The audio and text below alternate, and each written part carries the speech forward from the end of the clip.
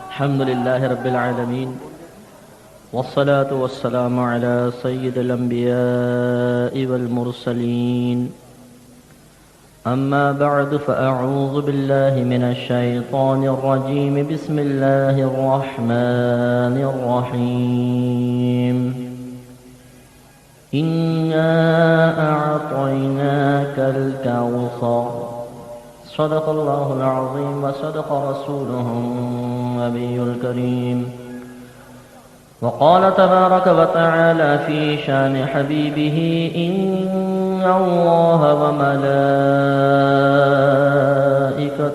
يصلون على النبي يا أيها الذين آمنوا صلوا عليه وسلموا تسليما اللهم صل على سيدنا ومولانا محمد وعلى آل سيدنا ومولانا محمد كما تحب وترضى له.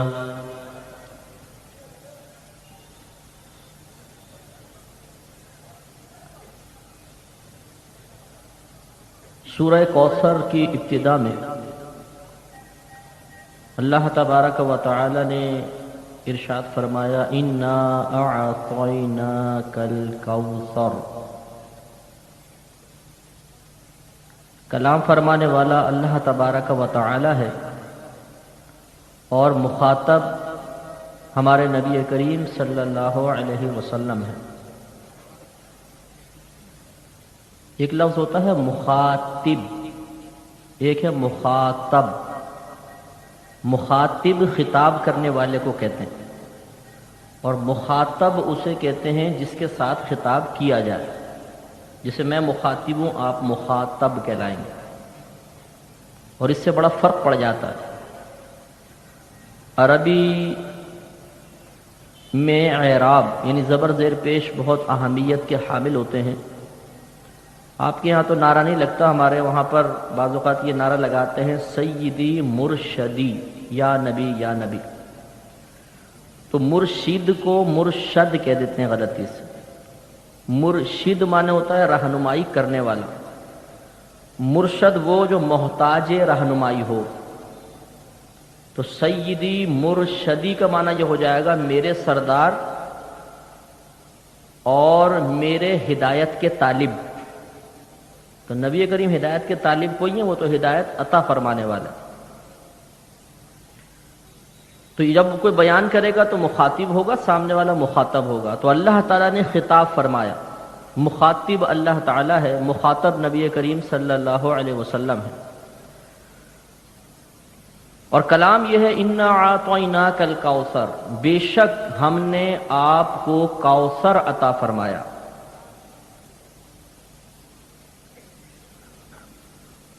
اب یہ بظاہر ایک خبر ہے، ہم نے آپ کو کوثر دیا. تو یہ خبر بتانے کا فائدہ کیا ہے؟ اللہ نے اپنے نبی کو عطا فرمایا، نبی کو بھی معلوم، پھر اس کو بیان کرنا. جیسے میں یوں بولوں کہ بھائی میں نے آپ کو 100 روپے دیے، تو میں کہوں میں نے آپ کو 100 روپے دیے، تو فائدہ کیا ہے؟ وہ تو سامنے والے کو پتا ہے کہ 100 روپے مجھے دیے ہیں. تو واضح سی بات ہے کہ فائدہ یہ ہے کہ اللہ تبارک و تعالیٰ نے اپنے حبیب کریم صلی اللہ علیہ وسلم کو کوثر عطا فرمایا. تو یہ اللہ کی طرف سے نبی پر ایک انعام ہے. نبی کریم صلی اللہ علیہ وسلم کی فضیلت کا بیان ہے. تو گویا کہ خبر کے ذریعے اللہ تبارک و تعالیٰ نے اپنے نبی کریم صلی اللہ علیہ وسلم کے درجات، فضائل اور کمالات کی طرف اشارہ فرمایا. اور قیامت تک جب اس آیت کو پڑھا جائے گا تو گویا اللہ کی طرف سے عطا کردہ اس انعام کو بیان کیا جائے گا. اور جب بار بار اس کو بیان کیا جائے گا تو یہ مقصود الہی سامنے آئے گا کہ اللہ تعالیٰ یہ چاہتا ہے کہ میں نے اپنے حبیب کو جو کچھ عطا فرمایا بار بار اس کا تذکرہ کیا جائے، بار بار اسے بیان کیا جائے.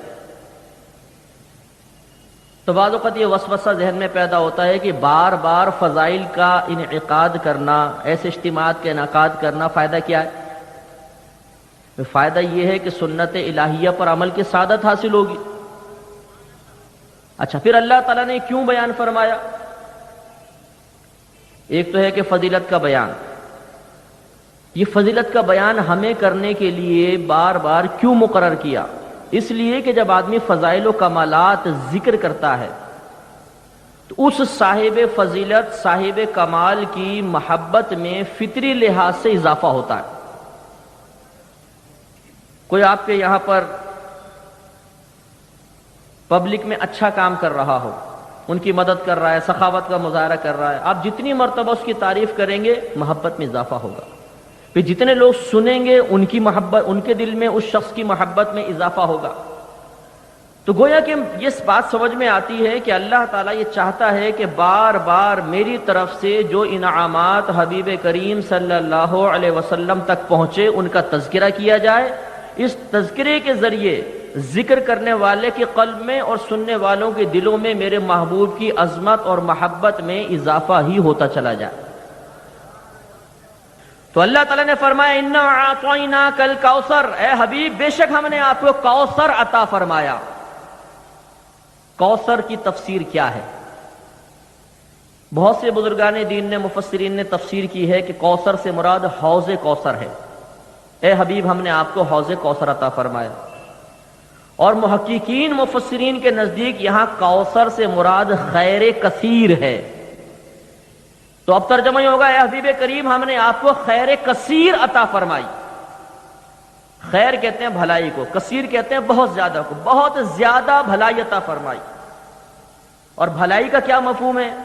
بھلائی سے مراد ہر کمال، ہر فضیلت، ہر خوبی ہے۔ گویا کہ اللہ تعالیٰ اپنے حبیب کریم صلی اللہ علیہ وسلم سے فرما رہا ہے کہ اے حبیب کریم بے شک ہم نے آپ کو بے شمار فضائل، کمالات اور خوبیوں سے مزین فرمایا ہے۔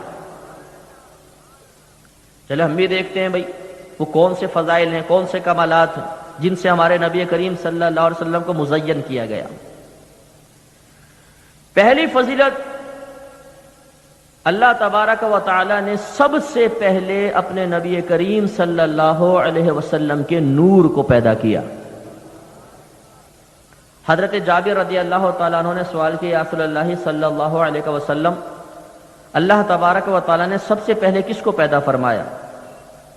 تو نبی کریم صلی اللہ علیہ وسلم نے جواب دیا کہ اول ما خلق اللہ نوری، اللہ تعالیٰ نے سب سے پہلے میرے نور کو پیدا فرمایا۔ اب ہمارے نبی کریم صلی اللہ علیہ وسلم پیدائش کے حوالے سے سب سے اول اور بھیجے گئے سب سے آخر میں، کیونکہ جو مہمان خصوصی ہوتا ہے وہ سب سے آخر میں خطاب کرتا ہے۔ جو جلسے میں سب سے امپورٹنٹ مانا جاتا ہے اسے سب سے آخر میں رکھتے ہیں کہ جی یہ مین مقرر ہیں، ان کو سب سے آخر میں چانس ملے گا۔ تو اس لیے ہمارے نبی کریم صلی اللہ علیہ وسلم چونکہ تمام انبیاء علیہم السلام میں سب سے افضل، سب سے اعلیٰ، سب سے اللہ کے مقرب اور دین کی قیامت تک کے لیے تکمیل فرمانے والے تھے، تو مہمان خصوصی کی حیثیت سے سب سے آخر میں تشریف لائے۔ لیکن سب سے پہلے اللہ نے آپ کے نور کو پیدا فرمایا۔ یہ حدیث کے الفاظ ہیں۔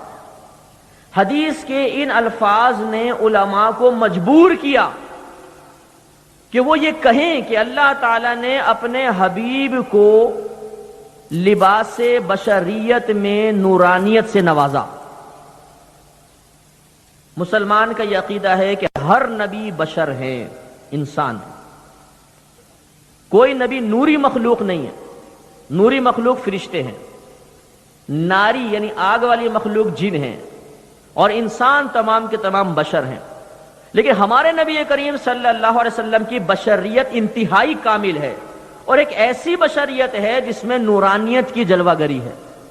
اور یہ نورانیت کی جلوہ گری کا اصول اور عقیدہ ہمیں حدیث سے ملا۔ اگر مطلقاً نورانیت مصطفیٰ کا انکار کیا جائے تو حدیث کا انکار لازم آئے گا۔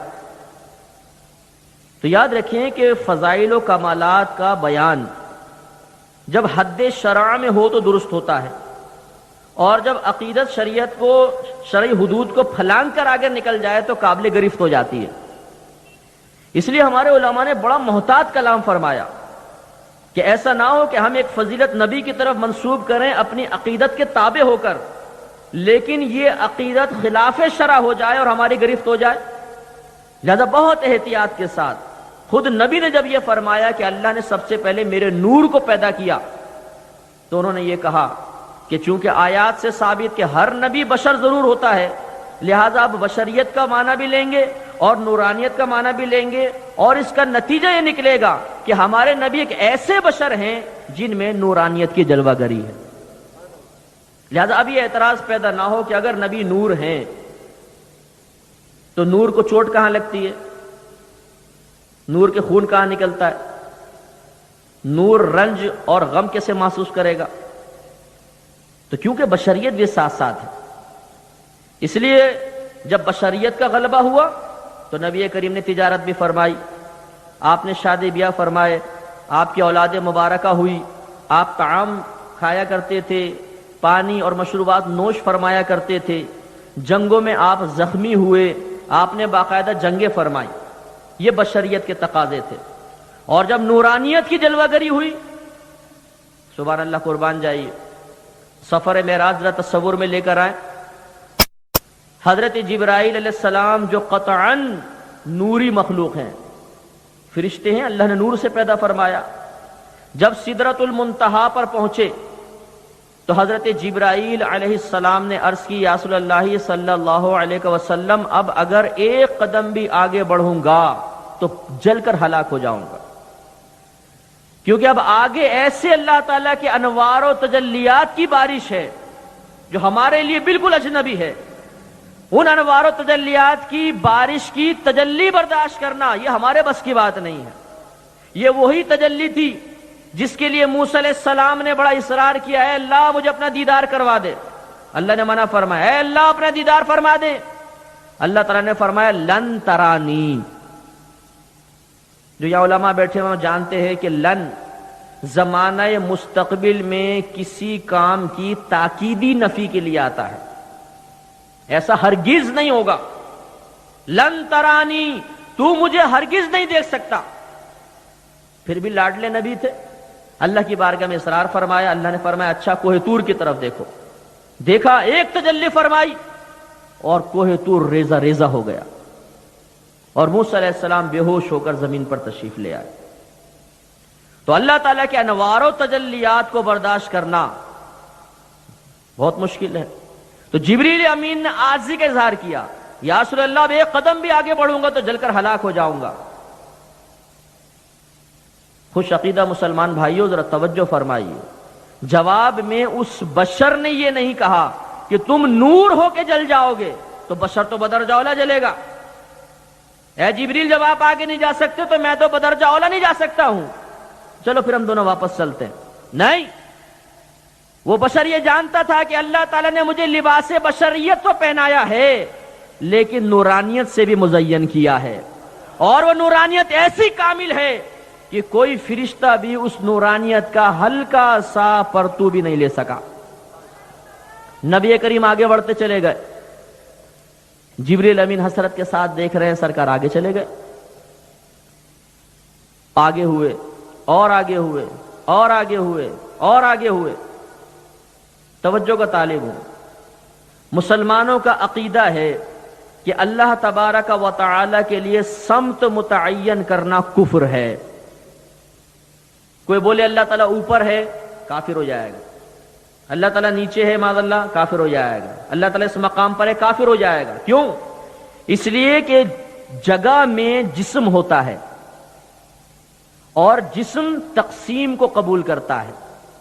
جسم کہتے ہی اس کو ہیں جو لمبائی چوڑائی گہرائی میں تقسیم کو قبول کرے، کٹ جائے، اور اللہ تعالیٰ تقسیم سے پاک، جسمانیت سے پاک، جسمانیت سے پاک تو جگہ سے بھی پاک، جگہ سے پاک تو سمت سے پاک، جہت سے پاک، طرف سے پاک۔ وہ کبھی مشار الیہ نہیں بن سکتا، اشارہ نہیں کر سکتے ادھر ادھر ادھر، نہیں، اشارہ کرنا جس کی طرف ہوگا وہ ضرور جسم ہوگا۔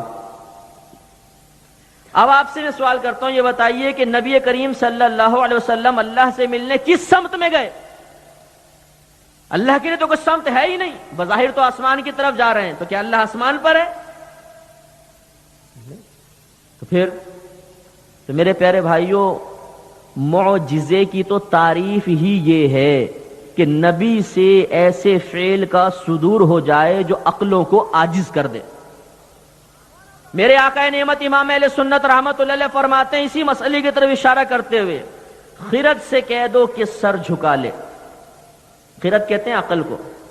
خرد سے کہہ دو کہ سر جھکا لے، گما سے گزرنے والے پڑے ہیں یا خود جہت کو لالے، کسے بتائے کہاں گئے تھے۔ جہت کو لالے پڑھنے کا مطلب یہ ہے کہ جہت خود پریشان ہے، سمت خود پریشان ہے۔ سمت 6 ہوتی ہیں، آگے پیچھے اوپر نیچے دائیں بائیں۔ اب خود جہت سے اگر پوچھو یہ بتاؤ کہ نبی کس طرف گئے تھے، وہ خود کیسے بتائے گی؟ اللہ تعالیٰ کس سمت میں ہے؟ جہت تو خود پریشان ہے۔ تو پڑے ہیں یا خود جہت کو لالے، کسے بتائے کہاں گئے تھے۔ یہ ایک راز ہے جو اللہ تبارک و تعالیٰ نے قیامت تک کے لیے پوشیدہ فرمایا، قیامت میں منکشف ہوگا۔ نبی کریم آگے بڑھے، اللہ سے قریب ہوئے اور قریب ہوئے اور قریب ہوئے اور قریب ہوئے، حتیٰ کہ ابن عباس رضی اللہ تعالیٰ عنہما کی روایت ہے کہ نبی کریم صلی اللہ علیہ وسلم نے اپنے رب کو 2 مرتبہ اپنی ان ظاہری آنکھوں سے دیکھا۔ کتنی کامل نورانیت! کوہ طور ریزہ ریزہ ہو جائے اور ایک بشر اللہ تبارک و تعالیٰ کا آنکھوں سے دیدار کرے۔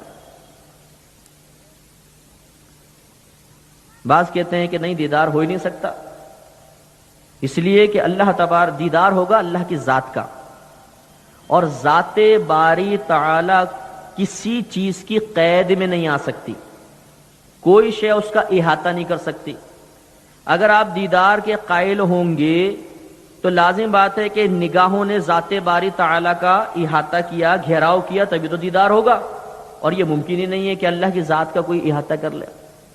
تو ضمن میں آپ کو عرض کر دیتا ہوں کہ دیدار 2 طرح کا ہوتا ہے۔ ایک دیدار ایسا ہوتا ہے جس میں نگاہ سامنے والے کو مکمل طور پہ گھیر لیتی ہے، جس سے آپ مجھے مکمل طور پہ دیکھ رہے ہیں نا۔ اور ایک دیدار ایسا ہوتا ہے جس میں احاطہ نہیں ہوتا، مکمل گھیراؤ نہیں ہوتا، پھر بھی زیارت ہو رہی ہوتی ہے۔ مثلا یہ ہاتھ لیں، اس کو آنکھ کے پاس رکھ لیں، اب بتائیں میں اپنی ہتھیلی دیکھ رہا ہوں کہ نہیں دیکھ رہا ہوں؟ لیکن کیا میری نگاہ نے پوری ہتھیلی کا گھیراؤ کیا ہوا ہے؟ نہیں، صرف اتنا جتنا سامنے۔ تو ہمارے نبی نے بعطائے الہی اللہ تعالیٰ کا اس طرح دیدار کیا کہ دیدار بھی ہو گیا اور احاطہ بھی نہ ہوا۔ 2 دفعہ دیدار، اور کیسی تجلی برداشت فرمائی، 2 مرتبہ دیدار۔ تو یہ نورانیت کا جب غلبہ ہوا تو اللہ تعالیٰ کی بارگاہ میں حاضر ہوئے، انوار و تجلیات کو برداشت فرمایا۔ اب ان احادیث سے قطع نظر کیسے کی جائے؟ کیسے کہہ دیا جائے کہ نبی کریم صلی اللہ علیہ وسلم پر نورانیت کا غلبہ نہیں تھا؟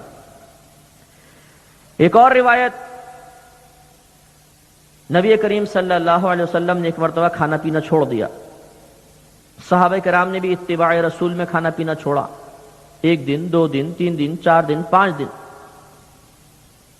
اب نبی کریم صلی اللہ علیہ وسلم نماز پڑھاتے تو صحابہ کرام کو یہاں بے ہوش ہو کے گر جاتا، کوئی وہاں بے ہوش ہو کے گرتا۔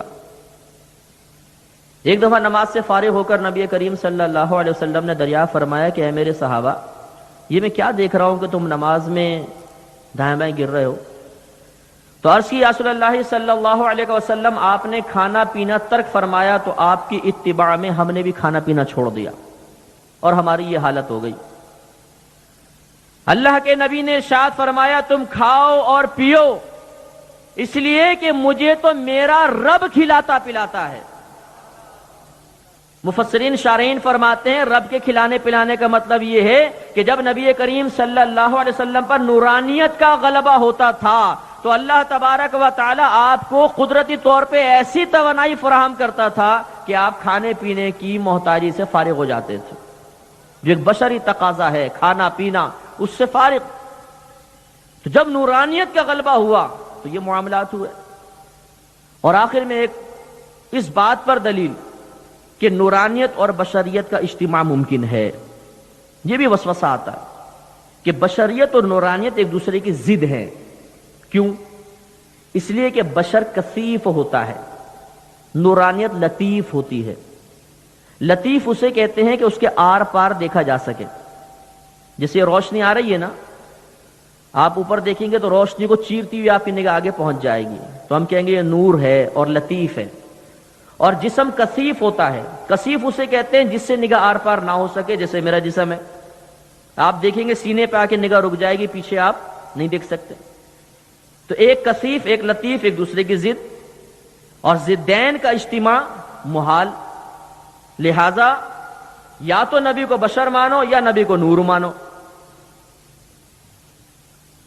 اور ہم یہ عرض کرتے ہیں کہ یہ ایک دنیاوی قاعدہ ہے، اللہ تبارک و تعالی چاہے تو سب کچھ کر سکتا ہے، ان اللہ علی کل شیء قدیر۔ ایسی مثالیں دنیا میں موجود ہیں کہ اللہ تبارک و تعالی نے نورانیت اور بشریت کو جمع فرمایا اور اس کا کوئی انکار نہیں کر سکتا۔ مثال کے طور پہ بخاری کی روایت، سب سے شروع میں یہ حدیث ہے جس کو حدیث جبریل کہتے ہیں۔ حضرت عمر فاروق رضی اللہ تعالیٰ عنہ اس کے راوی ہیں، صحابہ کرام تشریف فرما تھے، ایک شخص آیا جس نے سفید کپڑے پہنے ہوئے تھے اور اس کے انتہائی سیاہ بال تھے، اور اس نے نبی کریم صلی اللہ علیہ وسلم سے چند سوالات کیے اور سوال کر کے پھر وہ چلا گیا۔ ان کے جانے کے بعد نبی کریم صلی اللہ علیہ وسلم نے صحابہ کرام سے پوچھا، اور ایک روایت کے مطابق عمر فاروق رضی اللہ تعالیٰ عنہ سے ہی سوال کیا کہ جانتے ہو یہ کون تھا؟ تو عمر فاروق رضی اللہ تعالیٰ عنہ نے عرض کی کہ اللہ اس کے رسول بہتر جانتے ہیں۔ تو فرمایا کہ یہ حضرت جبرائیل تھے جو تمہیں تمہارا دین سکھانے آئے تھے۔ اب دیکھیں حضرت جبرائیل نوری مخلوق ہیں لیکن لباس بشریت میں آئے، اور جب لباس بشریت میں نورانیت آئے گی تو تکالیف بھی محسوس ہو سکتی ہیں۔ جیسے بخاری کی روایت ہے کہ ملک الموت علیہ السلام پہلے ظاہر ہو کر روح قبض کیا کرتے تھے، تو موسیٰ علیہ السلام کی روح قبض کرنے کے لیے آئے۔ موسیٰ علیہ السلام نے پوچھا کیوں آئے ہو؟ کہا جی آپ کی روح قبض کرنے کے لیے۔ آپ نے جلال میں تھپڑ مارا تو آنکھ نکل کر ہاتھ پر آ گئی۔ آپ بارگاہ الہی میں گئے اور عرض کی یا رب کریم اگر تیرے محبوب نہ ہوتے تو شاید میں کوئی کارروائی کرتا، دیکھ تیرے محبوب نے میری آنکھ نکال کر باہر کر دی۔ اللہ تعالیٰ نے ان کی آنکھ ٹھیک کی اور ان کو بھیجا کہ موسیٰ علیہ السلام سے کہو کہ تم ایک بیل کی پشت پر ہاتھ رکھو، جتنے بال اس کے نیچے آئیں گے میں اتنے سال تمہاری زندگی بڑھا دوں گا۔ موسیٰ علیہ السلام نے پوچھا اس کے بعد کیا ہوگا؟ تو ملک الموت علیہ السلام نے فرمایا اس کے بعد بھی موت ہوگی۔ تو فرمایا پھر تم ابھی روح قبض کر لو۔ اس کے بعد سے پھر ملک الموت علیہ السلام نے عرض کیا رب کریم مجھے پوشیدہ طور پہ بھیج، آج مار لگ گئی ہے۔ تو پھر وہ پوشیدہ طور پہ تشریف لانے لگے۔ تو معلوم یہ دیکھیں ملک الموت علیہ السلام فرشتے ہیں، لیکن جب لباس بشریت میں آئے تو باقاعدہ تھپڑ کا احساس ہوا، آنکھ بھی نکلی، تکلیف بھی محسوس ہوئی۔ لہذا ایک کمال ہمارے نبی کریم صلی اللہ علیہ وسلم کا یہ ہوا کہ آپ کو لباس بشریت میں نورانیت کی خلعت سے نوازا گیا۔